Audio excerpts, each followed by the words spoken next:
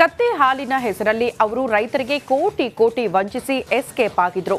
ಇದೀಗ 3 ಕಿಂಗ್ ಪಿನ್ಗಳು ಕೊನೆಗೂ ಕೆಡ್ಡಾಗೆ ಬಿದ್ದಿದ್ದಾರೆ. ಹಾಗಾದ್ರೆ ಯಾರು ಆ 3? ಎಲ್ಲಿಯವರು? ಇಲ್ಲಿದೆ ನೋಡಿ ಆ ಕುರಿತ ಸ್ಟೋರಿ.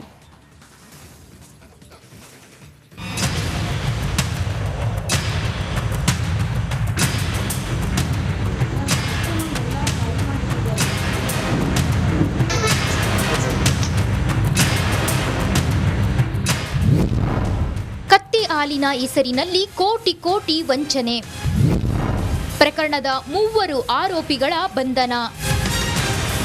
ಇತ್ತೀಚೆಗೆ ಜೆನ್ನಿ ಮಿಲ್ಕ್ ಎಂಬ ಕಂಪನಿಯೊಂದು ಕತ್ತೆ ಹಾಲಿನ ಹೆಸರಿನಲ್ಲಿ ರೈತರಿಗೆ ಕೋಟಿ ಕೋಟಿ ವಂಚಿಸಿದ ಪ್ರಕರಣ ರಾಜ್ಯದಾದ್ಯಂತ ಸದ್ದು ಮಾಡಿತ್ತು.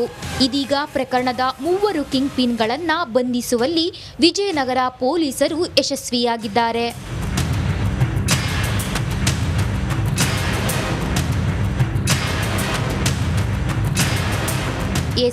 ಜಿನ್ನಿ ಮಿಲ್ಕ್ ಕಂಪನಿಯ ಎಂಡಿ ನೂತಲಪಾಟಿ ಮುರಳಿ, ಮ್ಯಾನೇಜರ್ ಉಮಾಶಂಕರ್ ರೆಡ್ಡಿ, ಸೈಯದ್ ಮೊಹಮ್ಮದ್ ಗೌಸ್ ಎಂಬುವವರನ್ನ ಪೊಲೀಸರು ಬಂಧಿಸಿದ್ದಾರೆ.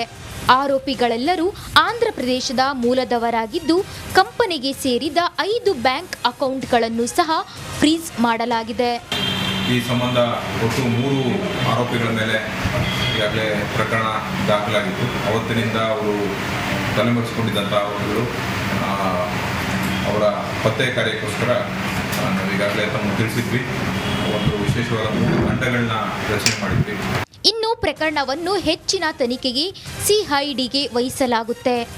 ನಮ್ಮ ಪೊಲೀಸರ ನಿರಂತರ ಪ್ರಯತ್ನದಿಂದ ಆರೋಪಿಗಳನ್ನು ಬಂಧಿಸಲಾಗಿದೆ. ರೈತರು ಧೃತಿಗೆಡೋದು ಬೇಡ ಅಂತ ವಿಜಯನಗರ ಎಸ್ಪಿ ಭರವಸೆ ನೀಡಿದ್ರು. ಸದ್ಯ ಇನಿಷಿಯಲ್ ಸ್ಟೇಜ್ನಲ್ಲಿ ಒಂದು ಪೂರ್ವಾಪರ ಒಂದು ವಿಚಾರಣೆ ನಡೆದಿದೆ ಮತ್ತು ಈಗಾಗಲೇ ಕಂಪ್ನಿಗೆ ಸಂಬಂಧಪಟ್ಟಂಥ ಸುಮಾರು 5 ಅಕೌಂಟ್ಗಳನ್ನ ಫ್ರೀಸ್ ಮಾಡಿಸ್ತೀವಿ. ಈ ಅಕೌಂಟ್ಗಳಿಗೆ ಸಂಬಂಧಪಟ್ಟಾಗೆ ಆಗಿರುವಂಥ ಟ್ರಾನ್ಸಾಕ್ಷನ್ಸು ಈ ಎಲ್ಲ ವಿಚಾರಗಳನ್ನ ಈಗಾಗಲೇ ತಿಳ್ಕೊಳ್ತಾ ಇದ್ವಿ. ಎಲ್ಲ ಪತ್ರಗಳೆಲ್ಲ ಮಾಡಿದ್ವಿ. ಸಂಬಂಧಪಟ್ಟಾಗೆ ಮುಂದಿನ ದಿನಗಳಲ್ಲಿ ನಾವು ಮತ್ತೆ ತಮಗೆ ಅಪ್ಡೇಟ್. ಸದ್ಯ ಆರೋಪಿಗಳನ್ನು ಬಂಧಿಸಿರುವ ಪೊಲೀಸರು ನ್ಯಾಯಾಂಗ ಬಂಧನಕ್ಕೆ ಒಪ್ಪಿಸಿದ್ದಾರೆ. ಹೆಚ್ಚಿನ ತನಿಖೆಗಾಗಿ ಮತ್ತೆ ತಂಡಗಳನ್ನು ನಾನಾ ಕಡೆ ಕಳಿಸಿದ್ದಾರೆ. ಅಲ್ಲದೆ ರೈತರ ಪರವಾಗಿ ಸುದ್ದಿ ಬಿತ್ತರಿಸಿದ ರಿಪಬ್ಲಿಕ್ ಕನ್ನಡದ ಮತ್ತೊಂದು ಬಿಗ್ ಇಂಪ್ಯಾಕ್ಟ್ ಇದಾಗಿದೆ. ಆದರೆ ಈ ಬಾರಿ ತುಮಕೂರಿನಲ್ಲೂ ಕೂಡ ಸರ್ಕಾರವೇ ದಸರಾ ಆಯೋಜನೆ ಮಾಡಿದೆ. ಇಡೀ ತುಮಕೂರು ನಗರ ಕಲರ್ಫುಲ್ ಆಗಿ ಮಿಂಚುತ್ತಾ ಇದೆ. ಈ ಕುರಿತ ಸ್ಪೆಷಲ್ ರಿಪೋರ್ಟ್ ಇಲ್ಲಿದೆ ನೋಡಿ.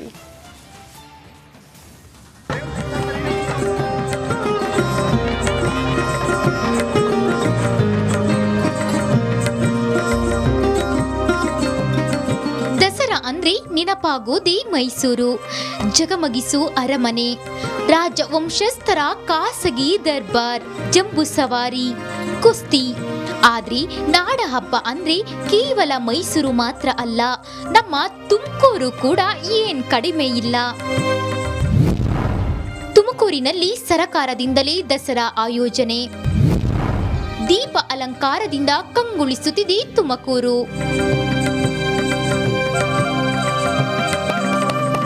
ತುಮಕೂರಿನಲ್ಲಿ ಸರ್ಕಾರದ ವತಿಯಿಂದಲೇ ದಸರಾವನ್ನ ಆಯೋಜಿಸಲಾಗಿದೆ. ಕಲ್ಪತರು ನಾಡಿನಲ್ಲಿ ಅದ್ದೂರಿಯಾಗಿ ನಾಡ ಹಬ್ಬವನ್ನ ಆಚರಿಸಲಾಗ್ತಿದೆ. ಇಡೀ ತುಮಕೂರು ನಗರವೇ ವಿದ್ಯುತ್ ದೀಪ ಅಲಂಕಾರದಿಂದ ಕಲರ್ಫುಲ್ ಆಗಿ ಮಿಂಚುತ್ತಿದೆ.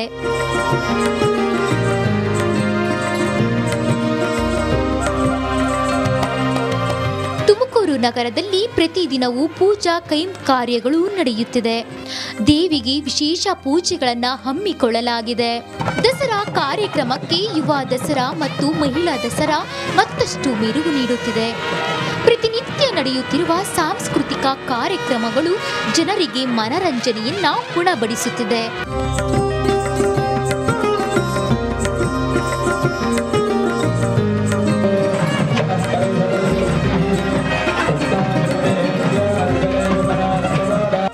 ಗಾಯಕರಿಂದ ರಸಸಂಜೆ ಕಾರ್ಯಕ್ರಮಗಳನ್ನು ಹಮ್ಮಿಕೊಳ್ಳಲಾಗಿದೆ. ಇದೇ 12ನೇ ತಾರೀಕು ಅಂದ್ರೆ ಶನಿವಾರ 2 ಆನೆಗಳ ಮೇಲೆ ತಾಯಿ ಚಾಮುಂಡಿ ದೇವಿಯ ವಿಗ್ರಹವನ್ನಿಟ್ಟು ತುಮಕೂರು ನಗರದಲ್ಲಿ ಮೆರವಣಿಗೆ ಮಾಡಲಾಗುತ್ತೆ. ಒಟ್ಟಾರೆ ಮೈಸೂರು ದಸರಾದಂತೆ ತುಮಕೂರು ದಸರಾ ಅದ್ದೂರಿಯಾಗಿ ನಡೆಯುತ್ತಿರೋದು ಮಾತ್ರ ಸುಳ್ಳಲ್ಲ.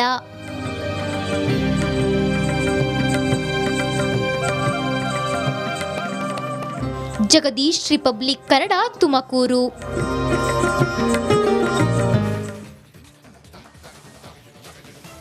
ಅದು ನಾಡ ಹಬ್ಬ ಮೈಸೂರು ದಸರಾಗೆ ಪ್ರೇರಣೆಯಾದ ನೆಲ. ಅಂಥ ನಾಡಲ್ಲಿ ಈಗ ನಾಡ ಹಬ್ಬದ ಯಾವುದೇ ಕಳೆಯಿಲ್ಲ. ಇಡೀ ರಾಜ್ಯದಲ್ಲಿ ದಸರಾ ಸಂಭ್ರಮ ಮನೆ ಮಾಡಿದ್ರೆ ಆ ನೆಲದಲ್ಲಿ ಮಾತ್ರ ನೀರವ ಮೌನ ಆವರಿಸಿದೆ. ಆ ಕುರಿತ ಒಂದು ವರದಿ ಇಲ್ಲಿದೆ ನೋಡಿ.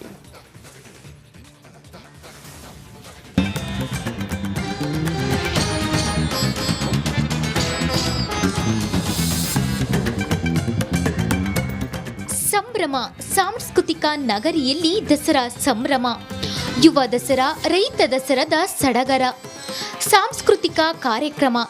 ಅರಮನೆ ನಗರಿಯಂತೂ ಫುಲ್ ಜಗಮಗ.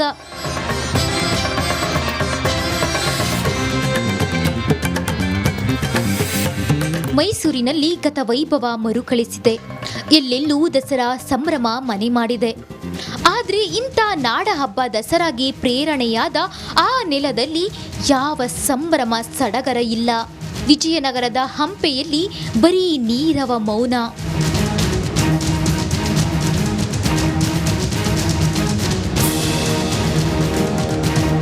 ನವರಾತ್ರಿಯ ಮಹಾನವಮಿ ದಿಬ್ಬದಲ್ಲಿ ನೀರವ ಮೌನ. ದಕ್ಷಿಣ ಕಾಶಿ ಹಂಪೆಯ ಮಹಾನವಮಿ ದಿಬ್ಬದ ನೆಲವೇ ಮೈಸೂರು ದಸರಾಗೆ ಪ್ರೇರಣೆ.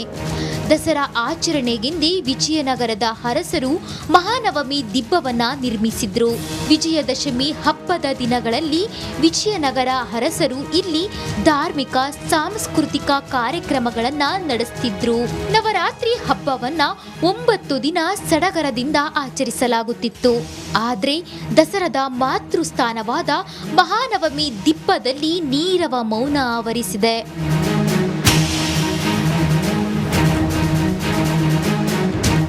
ನಾವು ವಿಜಯನಗರ ಸಾಮ್ರಾಜ್ಯದ ರಾಜಧಾನಿ ರಾಜ್ಯಾಂಗಣದಲ್ಲಿದ್ದೀವಿ. ವಿಜಯನಗರ ಸಾಮ್ರಾಜ್ಯ ಉತ್ತುಂಗದಲ್ಲಿರೋ ಸಮಯದಲ್ಲಿ ಇಲ್ಲಿನ ದಸರಾ ದಿಬ್ಬದ ಮೇಲೆ ಶ್ರೀಕೃಷ್ಣ ದೇವರಾಯರು ದಸರಾವನ್ನು ವಿಶೇಷವಾಗಿ ಆಚರಣೆ ಮಾಡ್ತಾಯಿದ್ರು. ಈಗಿನ ಮೈಸೂರು ದಸರಾ ವಿಜಯನಗರ ಬಳುವಳಿ, ಅಲ್ಲಿರ್ತಕ್ಕಂಥ ಸಿಂಹಾಸನ ಮತ್ತು ಅಂಬಾರಿ ವಿಜಯನಗರ ಪೂರ್ವಕಾಲದಲ್ಲಿ ಆ ಸಿಂಹಾಸನದ ಮೇಲೆ ಕೃಷ್ಣದೇವರಾಯರು ವಿಜಯನಗರ ಸಾಮ್ರಾಟರೆಲ್ಲ ಕೂತ್ಕೊಂಡು ದಸರಾವನ್ನು ಆಚರಣೆ ಮಾಡ್ತಾಯಿದ್ರು. ಸೊ ಇಂದು ಈ ದಸರಾದ ವಿಶೇಷವಾಗಿರ್ತಕ್ಕಂಥ ದಸರಾ ಮೂಲ ಸ್ಥಳವಾದಂಥ ಮಹಾನವಮಿ ದಿಬ್ಬದ ಮೇಲೆ ನಡೀತಾ ಇಲ್ಲ. ವಿಜಯನಗರ ಸಾಮ್ರಾಜ್ಯ ಪತನ ಆದ ನಂತರ ಇಲ್ಲಿ ಖಾಲಿ ಉಳಿದಿದೆ. ಅದಕ್ಕೋಸ್ಕರ ವಿಶೇಷ ಸಂಸ್ಕೃತಿಯನ್ನು, ವಿಜಯನಗರ ಸಂಸ್ಕೃತಿಯನ್ನು ಉಳಿಸ್ಬೇಕಂದ್ರೆ ಈ ದಸರಾ ದಿಬ್ಬದ ಮೇಲೆ ಒಂದು ದಿನ ಖಾಸಗಿ ದರ್ಬಾರು ವಿಜಯನಗರ ಸಾಮ್ರಾಜ್ಯದ ರಾಜವಂಶಗಳಾಗಿರ್ತಕ್ಕಂಥ ಅರವೀಡು ವಂಶದ ರಾಜರಿದ್ದಾರೆ, ಅವ್ರ ಮುಖಾಂತರ ಒಂದು ಖಾಸಗಿ ದರ್ಬಾರು ಮಾಡಿದರೆ ಇನ್ನು ಪ್ರಪಂಚಕ್ಕೆ ಹಂಪೆಯ ಬಗ್ಗೆ ಹೆಮ್ಮೆ ಹುಟ್ಟುತ್ತೆ. ಹಂಪೆಯ ಮಹಾನವಮಿ ದಿಬ್ಬವು ದಸರಾ ಅಥವಾ ಮಹಾನವಮಿ ದಿಬ್ಬ ಅಂತ ಕರೆಯಲಾಗುತ್ತೆ. ಆದರೆ ಈವರೆಗೆ ಸರ್ಕಾರ ಈ ದಿಬ್ಬದ ಮೇಲೆ ಗಮನವೇ ಹರಿಸಿಲ್ಲ. ವಿಜಯನಗರ ಸಾಮ್ರಾಜ್ಯ ಪತನದ ನಂತರ ಇಲ್ಲಿ ಯಾವುದೇ ಕಾರ್ಯಕ್ರಮಗಳು ನಡೆದಿಲ್ಲ. ಇದರಿಂದ ವಿಜಯನಗರ ಕಾಲದಲ್ಲಿ ದಸರಾ ಆಚರಣೆ ಮಾಡಲಾಗುತ್ತಿತ್ತು ಎಂಬುದೇ ಜನರಿಗೆ ತಿಳಿಯದಾಗಿದೆ. ನಮ್ಮ ನಾಡಿನ ಹಬ್ಬದಲ್ಲಿ ದಸರಾ ಮತ್ತೊಂದು ಬಹಳ ವಿಶೇಷವಾದಂಥ ಹಬ್ಬ.